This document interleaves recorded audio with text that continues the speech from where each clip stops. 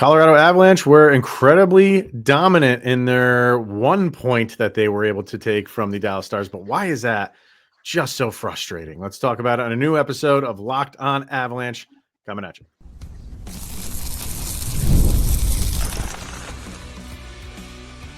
You're Locked On Avalanche, your daily podcast on the Colorado Avalanche. Part of the Locked On Podcast Network. Your team every day. All right, everybody. Welcome to another episode of Locked On Avalanche, part of the Locked On Podcast Network, your team every day. I'm your host, Chris Maselli. Joining me, as always, on location today, Mr. Zach Pearson. Thank you for tuning in, making this your first listen of the day. Always appreciate it. If you want to get in on the conversation, join our subtext. Link is in the show notes below. Chat with Zach and I one-on-one. Get your opinion. Everything Avalanche related, share it on this very podcast. From somewhere in the Atlantic Ocean, I believe is where you are right now, Mr. Pearson. I'm in the middle of the Caribbean, so that's all I know. And it's like any true new hire, you throw out, I have a vacation week planned, which you did have this planned long before, but when we brought you on, you were like, hey, the second week of the season, I'm not going to be here. But in dedicated fashion, here you are, set up on a balcony with the ocean behind you. This is the first time we've been this mobile on Locked On Avalanche. Yes, for crossing ocean. I am dedicated to the craft. I am here to talk Avs with you guys from anywhere in the world. So. Yeah. That's it's phenomenal. So I appreciate it. You won't be here every day this week, but a couple times you'll be doing some episodes because you're having some fun out on water, which is something I have no desire to do, by the way. I have zero desire to do a cruise ever. I never did, but my wife absolutely did. And the first time we did one, this is now our third. The first time we jumped on one, the amount of just everything taken care of for you is so great. I don't have to stress about a single thing for a week straight. It's perfect. I get it, but I feel like I can find that on land. Yeah, so fair. I'm good. But while you're there, the NHL season keeps going, and the Avalanche and Stars. This was one that we had circled early. Third game of the season, and we're already circling on the calendar, and it lived up to that expectation. The Avs lose in a shootout. They get a point, which you can always throw out that's good. At least you got a point thing, but not the way that they played. They were by far the dominant team. We'll get to some stats and graphics and stuff like that in the third segment, and they were the absolute dominant team. And this is why you can love or hate hockey. Because it more leans to me on the reason why I love it, because teams are never out of it. Whether you're a good team or a bad team, and clearly Dallas is a good team, so they're never out of it. And when you have a goalie that can do what Jake Oettinger did, he will keep you in games. And it was that was the difference for the Avs, was they on any, I don't say any other goalie, a lot of other goalies. This is a 6 or 7 goal night from them, and Jake Oettinger kept them at 4. He was phenomenal. Yep. Scott Wedgwood struggled early, got better as the game went on. He came up with some big saves himself later, but what did he do? Give up 4 goals on 12 shots, 13 shots. So he was very sluggish in the beginning, and you have to be happy with how the Avs played in this game, but they just could not figure out how to beat Dallas. No, I agree. It definitely felt a lot like the Avs had so many great opportunities. They played so good throughout the majority of the game. A couple of bad bounces, a couple of bad goals that Scott Wedgwood is wanting back today, and he'll be wanting back for the rest of the season. But they still played really, really well and forced their way into overtime in a game where it just didn't bounce their way anyway throughout it. So, I agree. It, on the one hand, fully on the, hey, they got a point in a tough game where things didn't go their way. I got to feel good about it. On the other hand, how can the luck be that bad where a game where the Avs are truly, finally the better team and still only skate away with 1 point instead of 2. And so it's a rough situation there. But hey, you know what? Like, they came out, they still played pretty well.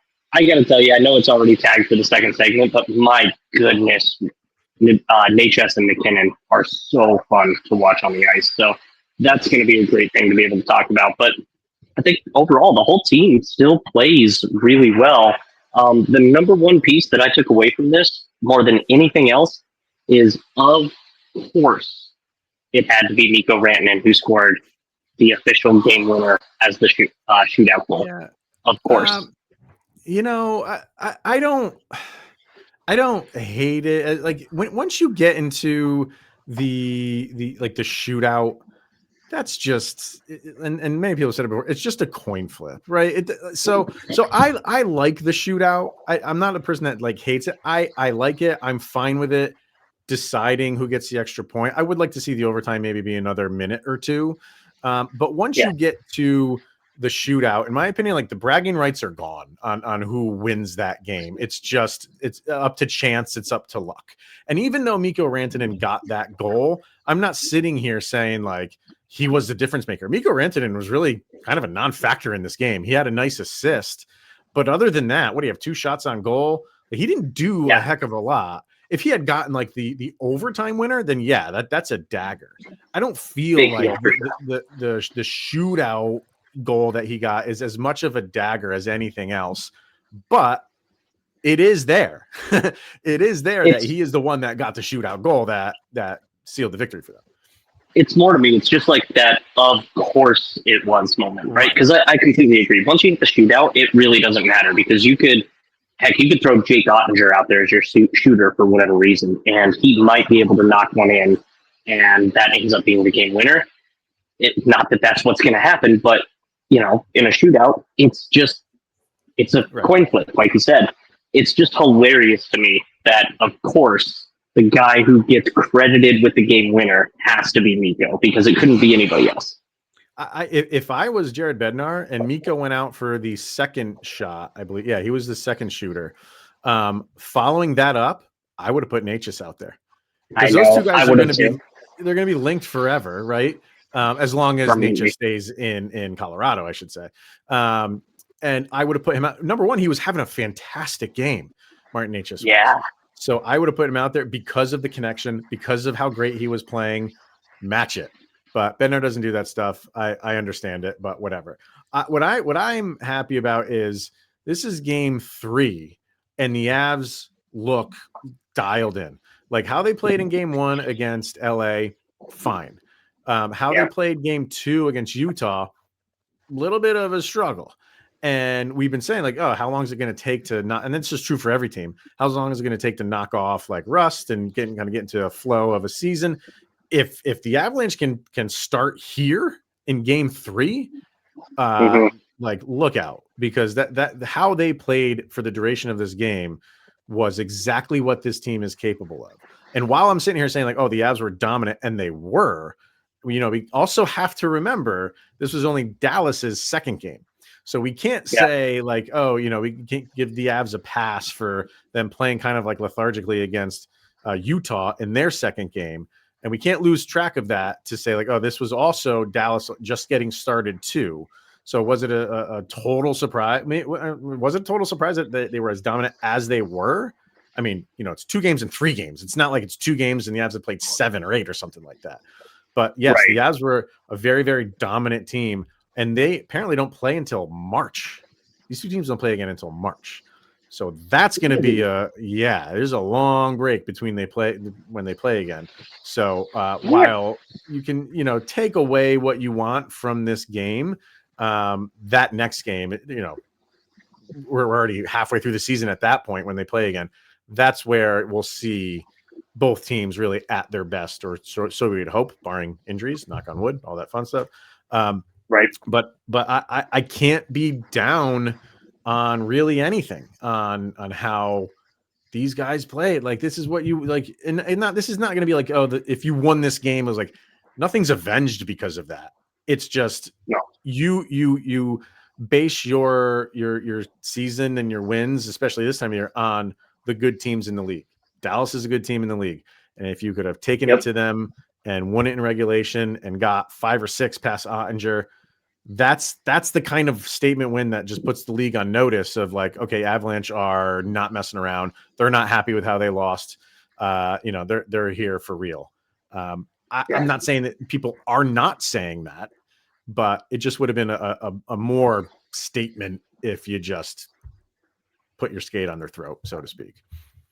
It would have been, but I mean, also, like I said, it's still pretty early in the year. And as you also said, it doesn't avenge anything. These games to me are always kind of a lose-lose for the team that lost in the postseason. Because if the Avs beat the Stars, then it's, oh, look at you. You won in the regular season. Where were you in the playoffs?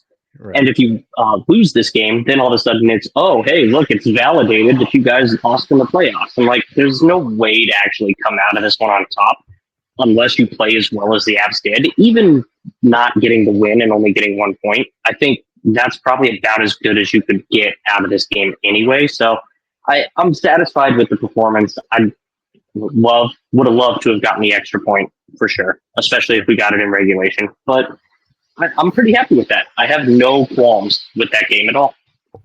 Well, let's get into kind of individuals and kind of stats and things like that. So we'll get our first break in, and we'll talk about stuff like that, and then as well as our sound check coming up a little bit later. So we'll get a first break in and a lot more to get to after this. Let's hear from Monarch Money. Most people can't name all their financial accounts or even what they're worth. And whether it's 401ks, properties, or investments, and when you don't have the full picture, you can end up leaving money on the table. That's where Monarch Money comes into play. It's an all-in-one personal finance tool that brings your entire financial life together in one clean, easy-to-use interface on your laptop or on your phone. And Monarch is built for people with busy lives. If you've put off organizing your finances, Monarch is for you. Monarch does the heavy lifting, and you can link all of your accounts in minutes, see clear data visuals, get smart categorization of your spending, and finally feel in control of your money without ever touching a spreadsheet. So don't let financial opportunities slip through the cracks. Use promo code LOCKEDONNHL at monarchmoney.com in your browser for half off of your first year. That's 50% off of your first year at monarchmoney.com with the promo code LOCKEDONNHL. All right, so some really, really good individual performances here from the Avs. As a team, they played very well. Individually, you had Gavin Brinley getting his first goal. You always love seeing that when a guy gets his first goal of his career. He got the rain shower going through when he's celebrating with his team in front of the bench. I think Landeskog got him really good. But so that you love seeing that. And, again, we said it before, like he's like an energy guy. And this whole game, I really felt like almost all of the lines and defensive pairings were just bringing energy, high energy, which you expected from these two teams at the start. Avs were just firing at will. That was just on display of, hey, we got an open shot. You have to with Jake Oettinger. You have to pepper him with shots and just hope you can get some sort of rebound, get him out of position. So the only way you do that is if you fire pucks at him, whether they are low danger or the lowest possible danger.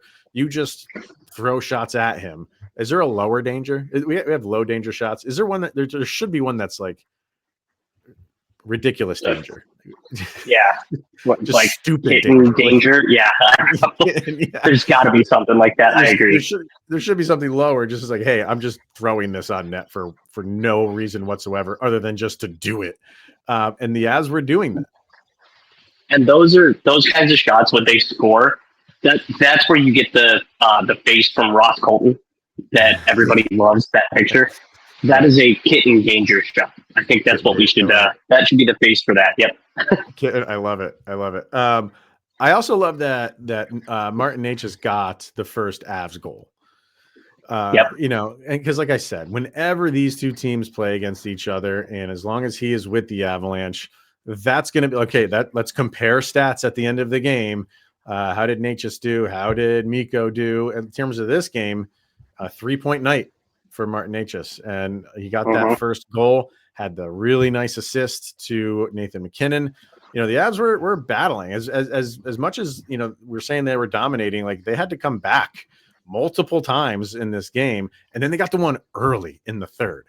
Yeah, I loved that. Like, you always want that when you're the team that's down. You want to get a goal early so you're not messing with time as time is dwindling down, and you always want to get that first 5 minutes.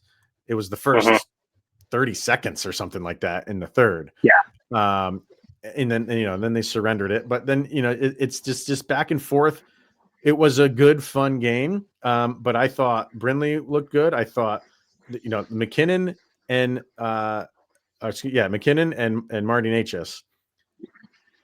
If they can if they're going to sign him to an 8-year deal or whatever it might be, however long it is, watching these two guys together is, if nothing else, is just going to be incredibly exciting and fun. I need the two of them to come out and just like walk down the hallway together and pull the Top Gun. I've got the need for speed and high five like it's the 1980s. But because these two are so absurdly fast, they are so crazy quick with the puck. And I agree, it's just insane amounts of fun. Marty Necas has a wicked shot as well. Especially like we saw it again, as you said, he scored that first goal last night. He's really good at picking his position. The best example I have from that is actually from the Utah game, where he took the shot on the one side of the Melka and then picked the exact opposite side to beat him for his goal afterwards. He's really good at that kind of stuff. So not only is he fast, but he's got a great shot and he's smart. So all of those things together make for a heck of a fun hockey player to watch. I agree. You've got to get this guy signed. Well, someone said, I posted something about him and one of the goals that he scored, and someone's response is like, "This is why the Avalanche need to sign him now," which is true. And my response to that is like, well, this is also why he waits. Because it's 100% why he waits. Exactly. I mean, yes, both are true. Both things are true. The Avs need to sign him now, and he can wait and be like, I'm going to continue to play like this, and my number just keeps rising. So that's where they're, because, and to carry that over into everything that you were just talking about him, their power play, while they were only 1 for 5, you cannot deny that it looked insanely better in this game. So the next thing that needs to happen is the goals just need to go in the net, right? Like if you're struggling to do anything on the power play, gain the zone, just have perimeter passing, if all that stuff's a struggle, then that's what you need to work on. But the Avs are gaining the zone. They are moving the puck around. They're getting shots on net. They had 6 or 7, maybe. I think it was like 6 or 7, maybe more shots on net. I think they had 4 or 5 in one power play. I think I had. Let me look it up. But they had a ton of shots on net during the power play. So like all of that stuff that's what you want to see. The next stage is the pucks going in the net. And for Necas, like, I'm not trying to come down on Mikko Rantanen because he's no longer with us. I'm not going to be that guy. He was a proven player in this franchise, won a cup, did everything very well on a power play. You can do more things with Martin Necas on a power play than you ever could with Mikko Rantanen, because with the it was just all stagnant with it got results. Not saying it didn't get results, but you're going to get different sort of results from how Necas plays, because he's all over the place in the offensive zone during the power play. I love that.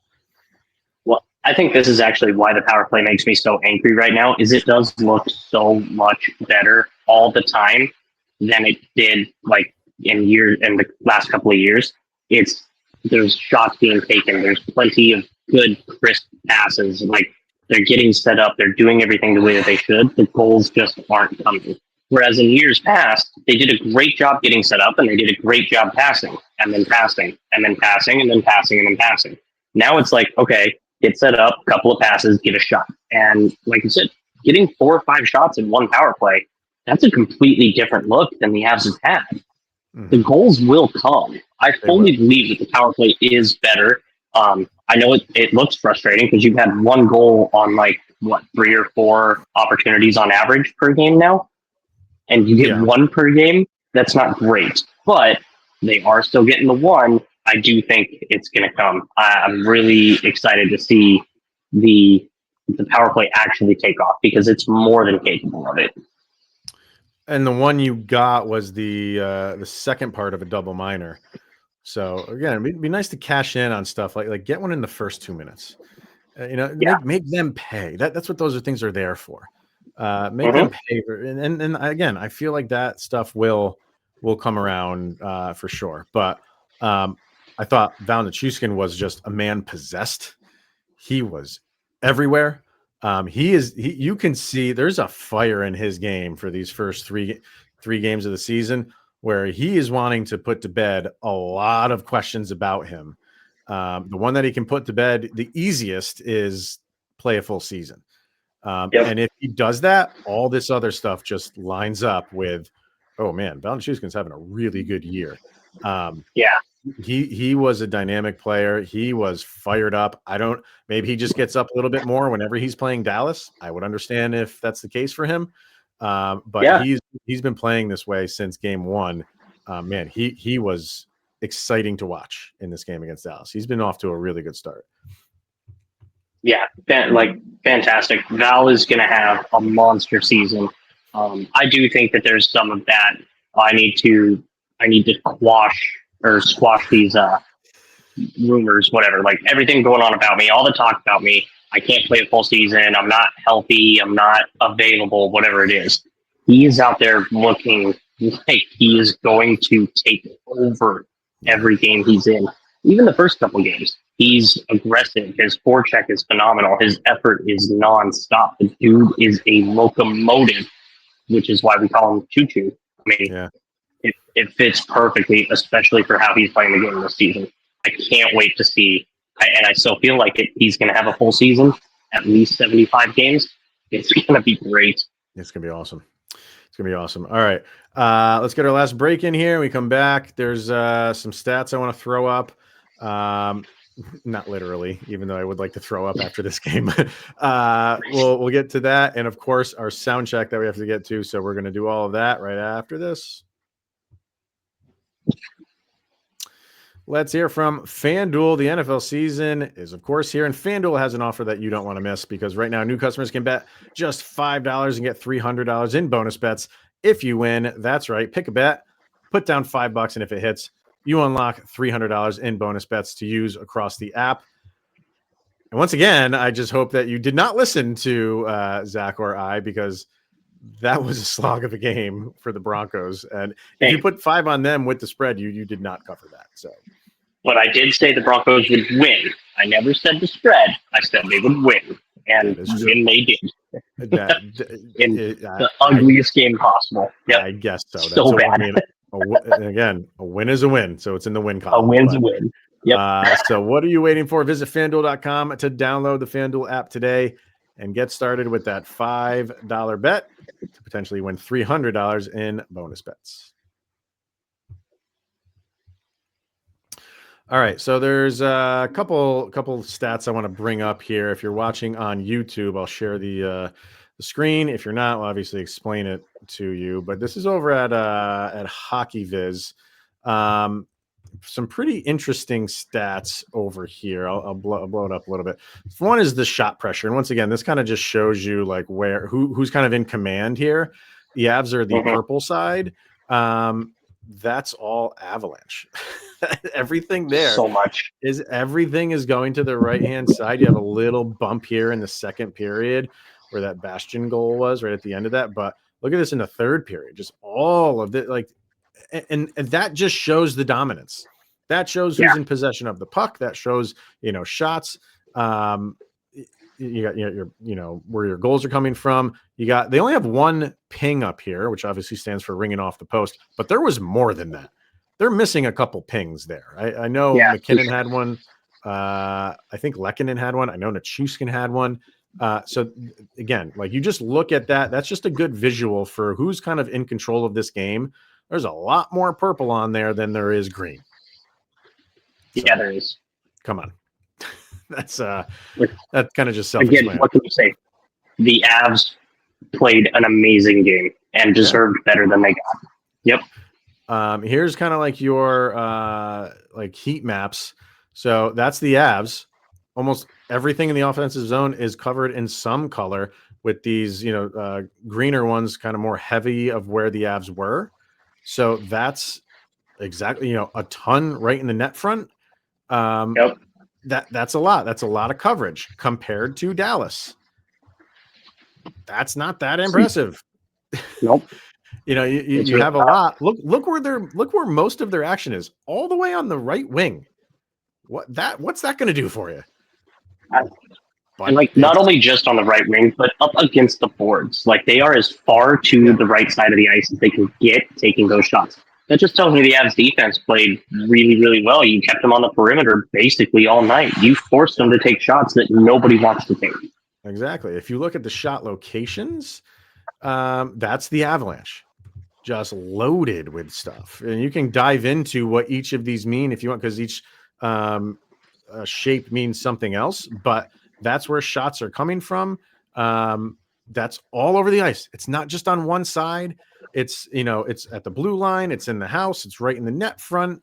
It's everything. Again, compared to Dallas, this is Dallas's 5. This is even strength, folks.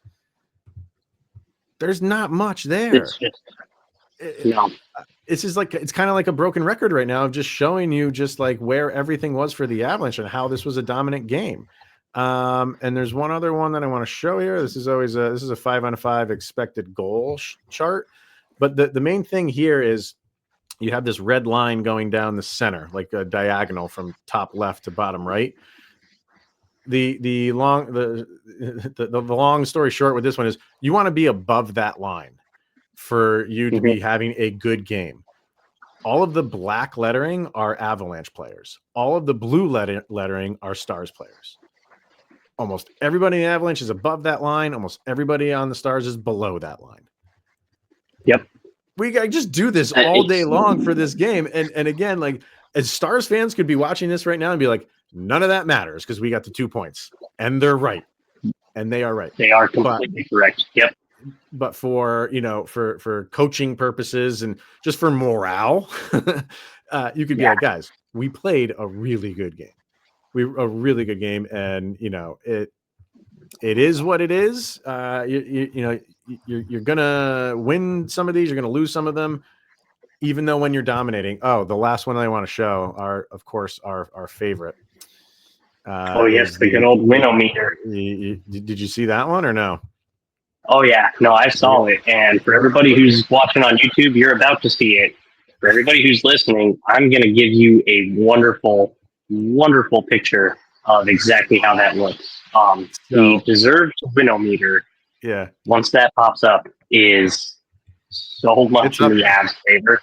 I don't know if you can see it, but it's up It's not loading for me, but that's fine. That's fine. It is so much in the Avs' favor. I don't remember the number, but what it's like 80, almost 80% for the Avalanche? 81 and 81.4 to be specific. 81% of the time with these metrics, with how this game goes, the Avalanche win this game. Absolutely crazy. I mean, that whole bar is just, it is for the Avs. It is so absolutely the Avs deserve to win this game and just didn't. So take those numbers and graphics with how you want. If you're the type that's like I said, does it matter? Fine.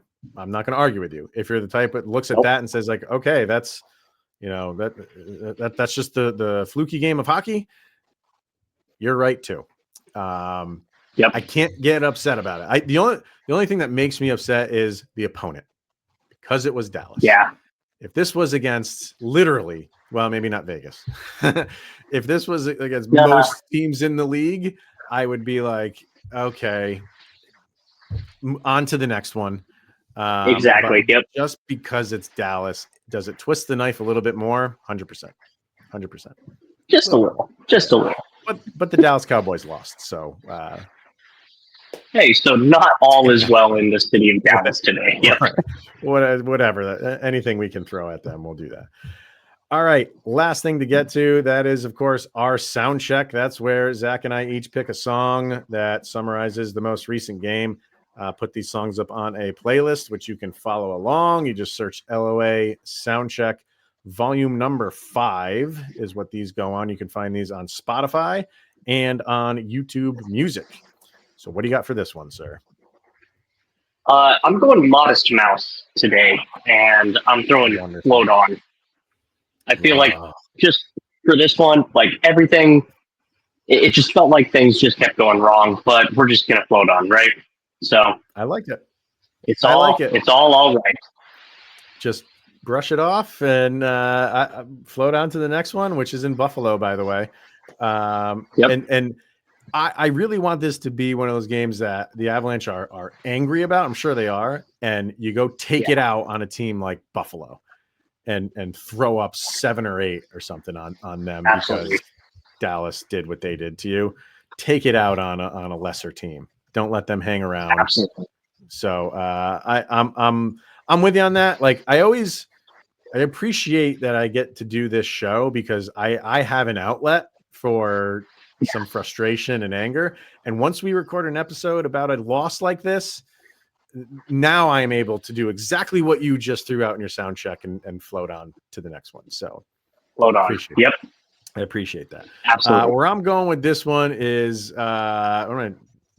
great bands from Finland called Leprous. I don't know if you know who Leprous is, but they're a phenomenal band. And I'm eliminating Jake Oettinger from this because he was spectacular. This is pretty much for everybody else on Dallas. And the name of this song is called Mediocrity Wins. So I love it. That's where I'm at because I just threw up the stats for you and the graphics and all that stuff. Dallas was mediocre, and it's your second game of the year, and that's fine. But outside of Jake Oettinger, you all better be everybody. Jake Oettinger should have 23, 22 steak dinners coming his way because of that game that he played for them. But other than that, absolutely, mediocrity wins. So there you go. I love it. That is a perfect title for this game. 100%. It's a great one. So go check those out on those playlists. And then that's going to wrap it up. The crazy thing about this, Zach, is like it has gone from like daylight to it is pitch black behind you now. I know. Like just since we've been recording, I've been watching on the cameras. It's just gotten darker and darker. It's so wild. Cool. It is wild. So this was the first ever Locked On Avalanche on a boat. So on a boat. I love it. I love it. All right, we're gonna wrap this thing up, and I'll be back tomorrow after the Avs and Sabres wrap up. I don't know. Well, that's an early game. That's a morning game if you're Mountain Time. So I don't know if you're gonna be joining tomorrow, but if not, I'll see what I can do. Yep. We'll see. We'll see where it goes. But either way, we'll have an episode for you tomorrow after that game. So tune into that one. But for this one, thank you for making it your first listen of the day. Always appreciated. He is Mr. Zach Pearson on location. I am Chris Maselli. This is the Locked On Avalanche podcast. We'll see you guys tomorrow, where, of course, you will have made it through another 24 hours where Sidney Crosby's that much closer to being with the Colorado Avalanche.